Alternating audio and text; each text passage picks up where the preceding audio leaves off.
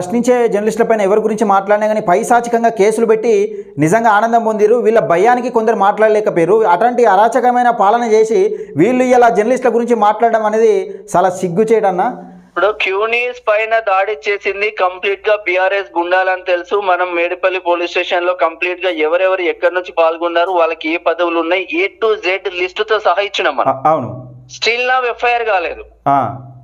మనమేందే ఉల్టా 307 లో పడ్డాయి. అవును, అందరూ 100 రోజులు నెల రోజులు జైలుకు పోయి వచ్చేస్తాం. అది పక్కన పెడితే నిజంగా అంటే ఒక్కొక్కసారి బాధ అనిపిస్తుంది. అరే నియమ ప్రజల కోసం కొట్లాడితే కనీసం జర్నలిస్ట్ సంఘాలు కూడా పట్టించుకోవు. మరి జర్నలిస్ట్ సంఘాలని అమ్ముడు పోయినాయా? మరి దేనికి అమ్ముడు పోతున్నాయి? మరి ఏం చేస్తున్నారు? మరి ఇప్పుడు ఇక్కడ దాడి చేసింది కూడా కాంగ్రెస్ కార్యకర్తలా కాదా అనేది ఇంకా కన్ఫర్మ్ కాలేదు. అవునవును, ఇప్పటికే ప్రచారం చేసుకుంటా ఉన్నారు. ఆడవాళ్ళ విషయంలో మిస్బిహేవ్ చేస్తే అది దాడి జరిగింది అన్నది కోణంలో ఉంది. దాన్ని కాంగ్రెస్ పార్టీకి రుద్దుతున్నారు. ఒక విషయం అన్న, అయితే ఇప్పుడు జర్నలిస్ట్ శంకర్ పైన దాడి జరిగిన తర్వాత ఒకటే గంటకు బీఆర్ఎస్ సోషల్ మీడియాలో ప్రచారం చేస్తా ఉన్నారు. అంటే ఇప్పుడు కాంగ్రెస్ నాయకులు చేసిర్రు బీఆర్ఎస్ పైన దాడి అనేది ఒకటే గంటకు.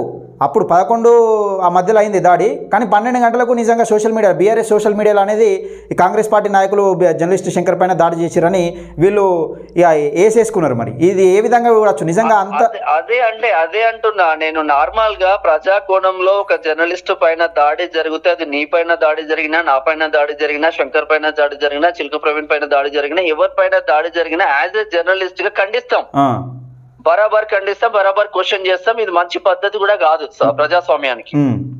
కానీ నిజంగా మీ ప్రభుత్వము మీరు 9.5 సంవత్సరాలు పాలించినప్పుడు ఒక సింపుల్ ఎగ్జాంపుల్ చెప్తాను. నా మిత్రుడు ఒక అతను ఉంటాడు షాద్ నగర్ లో, ఇండిపెండెంట్ జర్నలిస్ట్ గా చేస్తా ఉన్నాడు. షాద్ నగర్ లో అప్పుడున్న కాంగ్రెస్ నాయకులు కావచ్చు, అప్పుడున్న బీజేపీ నాయకులు కావచ్చు, మొత్తం ఎమ్మెల్యేకు తొత్తుగా వ్యవహరించి షాద్ నగర్ లో అరాచకమైన పాలన జరుగుతూ ఉంటాయి కూడా కనీసం ప్రతిపక్షంలో ఉన్న అప్పుడున్న కాంగ్రెస్, అప్పుడున్న బీజేపీ నాయకులు ఒక్కరు కూడా మాట్లాడకపోయారు.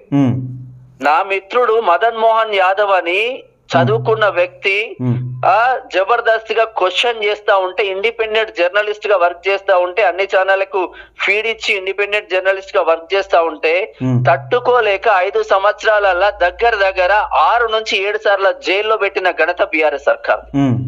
అప్పుడు గుర్తుకురాలి. మరి నిజంగా ఇంకా అంటే కళ్ళకు నీళ్ళు వచ్చే ముచ్చట ఏంటంటే, తన భార్య 9 నెలల ప్రెగ్నెన్సీ అయి ఉన్న తర్వాత కూడా క్వశ్చన్ చేస్తున్నాడు అని చెప్పేసి ఏసీపీ ఏకంగా గన్ను బట్టి తలపైన కొడితే ఇప్పటికి మిత్రుడికి కరెక్ట్ గా ఆరోగ్యం లేదు.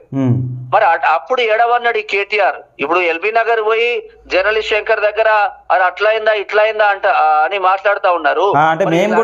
రోడ్ల మీద వన్నారా వీళ్ళందరూ? గతంలో మేము కూడా చేసినాం, కానీ మేము ఇంత అరాచకం చేయలేదు అన్నట్టు చెప్తా ఉన్నాడు. అంటే ఇక మేము ఇంత దాడులు చేయలే, మేము కూడా రాళ్లతో కొట్టి సంపుతాం అన్నట్టు చెప్తాం. మేమున్నది ప్రతి టైం 4 రోజులు జైల్లో ఉన్నాడు కదా మదన్ మోహన్ యాదవ్. ఇంకా అంతకు మించిన అరాచకం ఏముంటది? అంటే వీళ్ళు ఏం కనబడతలేవు అన్నప్పుడు. షాద్ నగర్ కాన్స్టిట్యున్సీకి రాకుండా ఆ మిత్రుడిని కంప్లీట్ గా 4 సంవత్సరాలు బ్యాన్ చేసిళ్ళు పోలీసులను పెట్టి. జర్నలిస్ట్ రాకుండా, ఒక జర్నలిస్ట్, ఇండిపెండెంట్ జర్నలిస్ట్ రాకుండా తన సొంత ఊర్లకు కూడా అడుగు పెట్టడానికి లేదు స్టిల్. అంటే వీళ్ళ అరాచక పాలన అంత ముందిందని చెప్పుకోవచ్చు. షాద్ నగర్ లో కూడా కాంగ్రెస్ గెలిచింది. చాలా చాలా సంతోషం అనిపించింది వాస్తవం.